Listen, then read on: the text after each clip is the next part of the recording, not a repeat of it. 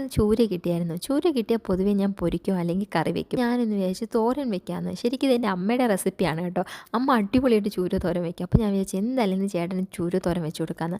സംഭവം ഭയങ്കര എളുപ്പമാണ് കേട്ടോ. നമുക്ക് ചെറിയ ഉള്ളി വേണം, പച്ചമുളക് വേണം, കരിവേപ്പില വേണം.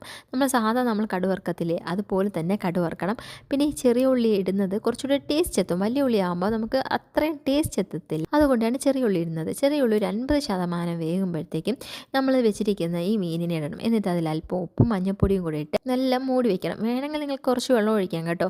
അല്ലെങ്കിൽ ഇതിന് താനെ ഇതിൽ വെള്ളം ഊറിക്കോളും. ഒരു 5 മിനിറ്റ് 10 മിനിറ്റ് ഇടയ്ക്ക് നിങ്ങൾ വിട്ട് നിങ്ങൾ ജസ്റ്റ് ഒന്ന് നോക്കണം കേട്ടോ. ചിലപ്പോൾ ഇത് അടി പിടിക്കാനുള്ള സാധ്യതയുണ്ട്. അതുകൊണ്ട് അല്പം വെള്ളം ഒഴിച്ചാലും കുഴപ്പമില്ല.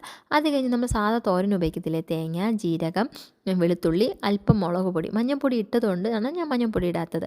എന്നിട്ട് ഇതിൽ നല്ല തട്ടിയ ശേഷം നല്ല ഇളക്കിയ ശേഷം നമ്മൾ കുറച്ചൊരു 10 മിനിറ്റ് 15 മിനിറ്റ് ഇരിക്കുമ്പോഴത്തേക്കും നമ്മുടെ ചൂരത്തോരൻ ഇവിടെ റെഡി. വെറും ചോറിനോട് ഇത് മാത്രം മതി. ഭയങ്കര ടേസ്റ്റാണ്.